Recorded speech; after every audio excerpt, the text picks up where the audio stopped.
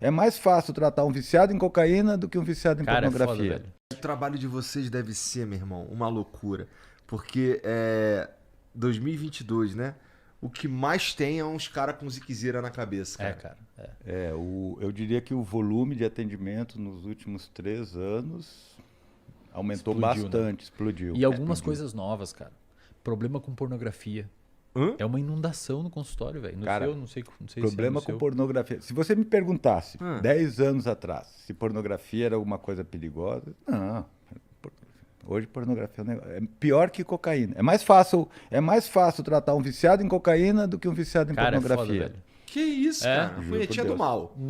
No banheiro do trabalho. Punhetinha do mal, não associação entre pornografia e punheta. Como assim? Porque punheta sem pornografia, você vai bater uma.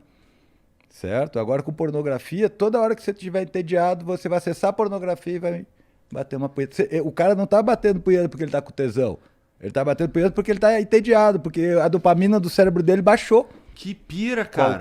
Qualquer vício ou comportamento que envolve dependência, basicamente duas coisas ativam aquele vício. Tédio, isso as pessoas muitas vezes não sacam, e o estímulo de querer aquilo. Muitas vezes você busca uma droga porque você viu alguma pista ambiental que relaciona você a buscar aquela droga. O pessoal tem que entender uma parada, Igor, que vício ele é extremamente contextual. Por exemplo, se você tem problema com álcool, normalmente você vai ter vontade de beber álcool quando você está com um amigo que bebe álcool com você, ou quando você vai ao bar que você normalmente bebe álcool, ou uma contextualização temporal. O seu cérebro sabe que chegou sexta-feira e começa a te dar vontade de beber álcool. O seu cérebro sabe calcular faz tempo, sentido, cara. aham. Sabe calcular tempo. Pornografia tem bons estudos mostrando que no cérebro a pornografia atua nas mesmas regiões e pelos mesmos mecanismos de outras drogas. Então você vê uma pista, sei lá, uma mina com uns peitão no TikTok dançando. Aquilo ali liga umas regiões no seu cérebro, no Instagram. No Instagram. Uma Aquilo gostosa no Instagram. liga uma região no seu cérebro que a gente chama de área tegmentar ventral, não precisamos saber esses nomes. ATV. A TV, essa área joga neurônios, que são células do seu cérebro, tem ramificações de neurônios até uma região chamada núcleo acumbente, numa regiãozinha chamada estriado ventral. Fica no prosencéfalo basal. E lá, Vai se vocês não precisam fuder. saber desses Vai nomes se aí, cara. fuder, Mas vai. é importante falar, meu. A galera que estuda isso daí, que depois gosta de pesquisar. Esses neurônios vomitam ali um neurotransmissor chamado dopamina, isso você já ouviu falar, Esse já. e te dá motivação em acessar a pornografia e fazer aquilo. Motivação e prazer. Só que o que acontece, cara? Não é só, o cara não tá sentindo tesão de verdade. Não, cara. Ele acha que tá, mas não tá. Não, ele nem sabe que tá sentindo tesão. Ele tá ali de bobeira, daí começa a bater o tédio, ele tá com o celular e vai acessar o celular. Porque ele não tá querendo dar uma gozada, ele tá querendo dar uma liberada de dopamina no núcleo acumbente. Cara, entendi. Só que qual que é o doideira. problema, meu? Esse núcleo acumbente, ele fica ao lado de uma região chamada de estriado dorsal. E a região do estriado dorsal é a região do nosso cérebro onde estão os vícios. Então você começa a liberar muita substância aqui por um mecanismo chamado de neuroplasticidade, ou seja, mudança conformacional do seu cérebro. Aquela circuitaria envolvida pela punheta migra pro... Desculpa. É legal que o cara tá falando um monte de termo técnico. O cara vai e do poder nada vai o estriado dorsal. estriado dorsal. Olha, a punheta vai lá pro núcleo caudado. Cara, e essa circuitaria começa a migrar, cara. E aí você começa a formar um processo de dependência. O seu comportamento começa a precisar daquilo ali. E aí forma um vício. Que pira. E aí tem uma coisa interessante nisso, né, cara? Porque daí, por exemplo, tá, mas por que você não consegue parar a pornografia? Porque, pô, então eu não quero fazer pornografia. Porque a partir do momento que ela começa a dorsalizar, que nem ele tá falando, né, ela vai criando uma rede, porque ele falou, é a rede do vício, não é a rede do hábito. É o mesmo lugar. Você é cheio de hábito. Ali, na neuropsicologia, a gente diz que ali é a formação de esquemas, onde você forma aqueles comportamentos habituais que você não precisa prestar tanta atenção. Que você faz, tipo, dirigir carro. Pensa assim, ó, essa região que forma os hábitos e os vícios, ela é mais lá pro meio, é mais ou menos como se fosse entre as suas duas orelhas, bem no meio das suas duas orelhas, no meio do cérebro, Tá. essa região dos vícios e dos hábitos.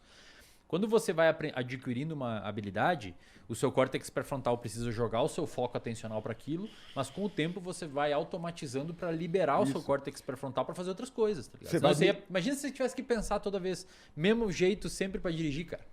Canseira que não é se dirigir.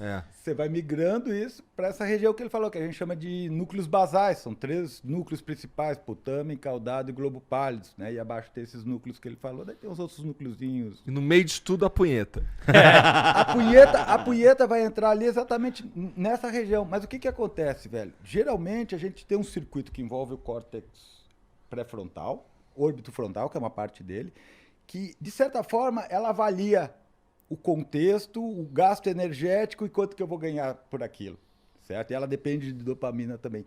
Essa área, especialmente, ela tem uma habilidade muito bacana. Ela freia o nosso comportamento. É um núcleo que está ligado a inibir os nossos comportamentos. A gente chama de comportamento inibitório, né? Então, ela analisa uma coisa, se ela vê que não vai dar muito certo, se o custo é muito alto, ela puxa o freio daquilo.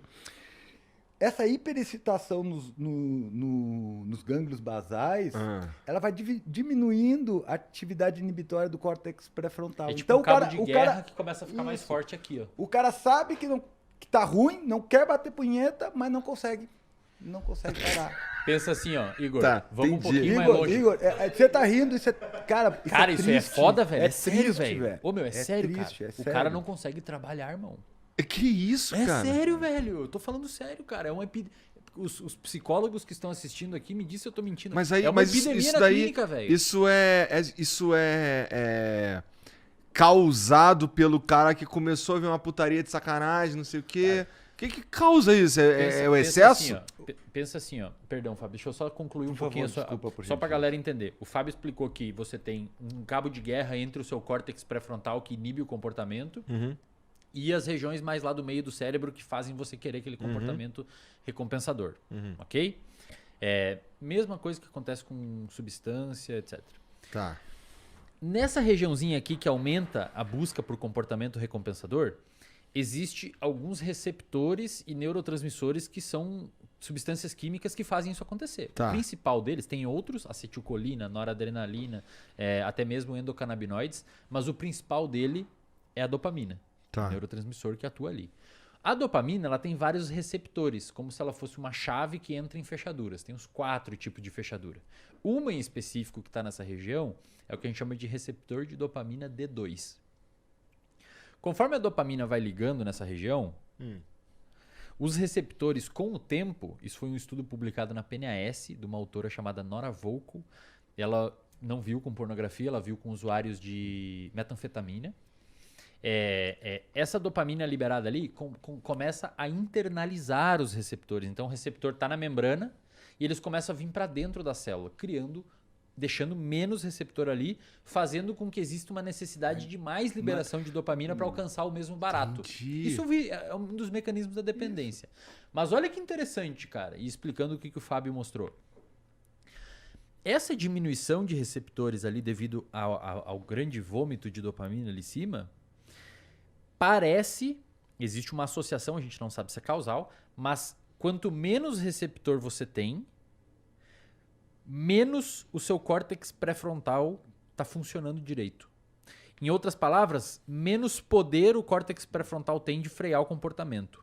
E isso cria um ciclo vicioso, porque você tem menos receptor, você precisa de mais substância que diminui o receptor. E eu não tenho cada vez menos freio. Cada vez menos freio. E aí o cara não só precisa mais de droga, como ele tem menos poder de frear o uso.